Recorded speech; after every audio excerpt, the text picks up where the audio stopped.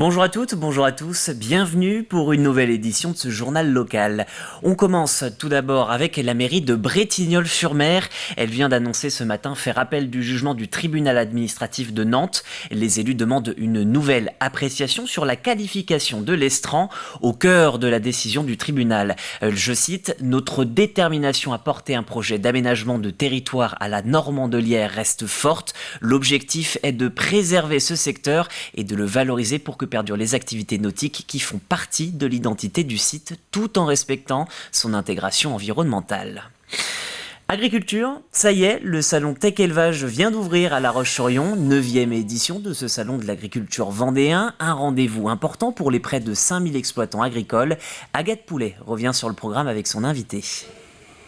Nous sommes à quelques heures de l'arrivée du public avec justement Hervé Pilot qui est juste à côté de moi. Et donc le salon fête cette année ses 10 ans. Qu'est-ce qui a changé depuis sa création en 2013 ? Tech Élevage s'est installé dans le paysage, c'est devenu un élément incontournable des événements agricoles du département et également de la région. Donc ça c'est une première chose. Ce qui a changé au départ, on n'avait pas tous les concours qu'on a maintenant. Notre concours à Green Startup qu'on a créé ici, à Green Proto, qui devient le concours Jacques Audureau pour récompenser les meilleurs prototypes qui nous sont présentés par nos exposants, mais également à Green Maintenance qui est un concours où des jeunes en école de machinisme vont réparer des tracteurs sur place. C'est un challenge pour eux. Tech Élevage s'est installé dans ces 10 progressivement pendant ces 10 années. Et quels sont les temps forts à ne pas manquer durant ces 3 jours de salon ? Il y en aura plein. Je dirais qu'il ne faut pas manquer le salon en entier. Le premier temps fort, ça sera de la conférence inaugurale qui aura lieu juste derrière à la Maison des Communes sur le thème du salon cette année, fier d'être éleveur. Alors non pas pour être nostalgique de ce qu'était le métier d'élevage, bien au contraire, pour se projeter dans l'avenir sur ce que devra être l'élevage demain et comment les jeunes, parce que c'est à eux que ça appartient, voient eux-mêmes leur avenir demain. Ça c'est un premier temps fort. La soirée des jeunes agriculteurs mercredi soir avec un duplex avec un jeune parti de Vendée il y a 2 ans et qui est en formation de Minnesota aux États-Unis. On aura un duplex avec lui en direct. La soirée des ambassadeurs de l'agriculture. Voilà plein d'événements. On ne va pas arrêter quasi 24 heures sur 24 pendant les 3 jours. Eh bien, merci beaucoup. Donc, les visiteurs pourront découvrir les 700 animaux qui seront présents avec également 130 exposants et ce jusqu'à ce jeudi au Parc Expo Les Oderies. En bref, les Sables d'Olonne contraints de retirer une des questions de la votation sablaise. Et parmi les 5 questions retenues pour cette seconde édition, pour rappel, êtes-vous favorable à l'application stricte de la loi SRU qui exige que les 4000 prochains logements construits soient exclusivement des logements sociaux? La préfecture de Vendée a demandé le retrait de cette question, un énoncé faisant écho à une demande de l'État pour que la ville rattrape son retard en logements sociaux disponibles. Dans un communiqué, la mairie répond, je cite, « Nous voulons que nos relations avec l'État restent constructives et apaisée. Nous souhaitons qu'elle laisse place à un dialogue sincère pour revenir à des objectifs de construction plus réalisables. » Ouvrons désormais une page de sport. Némi accueillait ce week-end le championnat de France individuel de palais-laiton sur plaque en plomb.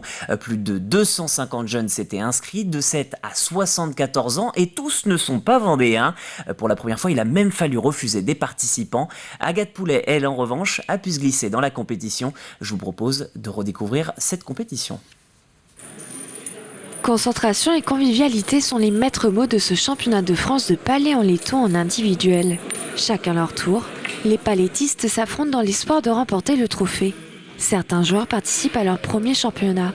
Un peu de pression, mais en même temps, c'est une belle expérience de rencontrer des joueurs qui sont plus ou moins forts et de voir un peu ce qu'on est capable de faire dans des grands championnats comme ça. L'ambiance est top à chaque fois, de toute façon, c'est toujours un bon moment à passer, puis même si on perd, on rigole quand même bien. De son côté, François Possoral espère aller le plus loin possible dans la compétition, puisqu'il remet en jeu son titre de champion de France. Au-delà de l'adrénaline, il est heureux de pouvoir partager des conseils et des moments conviviaux avec les autres joueurs. Je suis plus à conseiller les autres. J'ai fait quelques parties où je leur ai dit, il ne fallait pas que tu fasses comme ça, il faut que tu fasses comme ça. Voilà, j'ai appris, maintenant j'essaye d'apprendre aux autres, mais ça fait plaisir par rapport aux gens qui me voient et qui veulent jouer avec moi ou contre moi, quoi. Organisé depuis 26 ans, ce championnat continue à séduire toutes les générations confondues, avec 256 joueurs âgés entre 7 et 74 ans, mais également à se développer sur le territoire. C'est la première fois qu'on a été obligé de bloquer les inscriptions parce que la salle est déjà pleine et on a refusé de nombreux joueurs cette année, tellement la compétition intéresse. Et puis heureusement, on a la chance surtout aujourd'hui d'avoir pas mal de petits joueurs qui ont moins de 18 ans et on est très très content de les accueillir. C'est assez nouveau et c'est dû en particulier à un développement de nombreux clubs qui se sont créés très récemment sur la Loire-Atlantique dans le secteur de Saint-Nazaire. En Vendée, on compte plus de 2000 adhérents de palais en fonte et en laiton. En 2023, le comité régional sport en milieu rural organisera pour la première fois une compétition exclusivement féminine. En voile, la route du Rhum se poursuit, 7e jour de course déjà pour les 117 marins encore en lice. Parmi les concurrents, notons Thomas Coville avec l'entreprise vendéenne Sodebo dans la catégorie ultime. Côté IMOCA, vous pouvez suivre les Vendéens Arnaud Boissière, Benjamin Dutreux et aussi Manuel Cousin. Enfin en classe 40, des nouvelles de Xavier Macaire. Le skipper est classé 2e pour le moment à quelques milles de son adversaire. Je vous propose d'écouter le Vendéen sur sa course. C'est le 6e jour de course et c'est sympa, petit matin, la mer s'est un peu calmée et on est entre l'île de Terceira et l'île de São Miguel. On traverse donc les Açores et là-bas, ce qui est la petite nouvelle sympa, c'est qu'au bout là-bas, on a un bateau à côté de nous, donc ça fait toujours plaisir de voir du monde, d'avoir un bateau à côté de nous. Là c'est Médalia, en plus c'est un IMOCA, donc content d'être parmi les IMOCA, enfin quelques IMOCA. Et à propos de voile, difficile de ne pas avoir une pensée pour Damien Guillou après son amendo.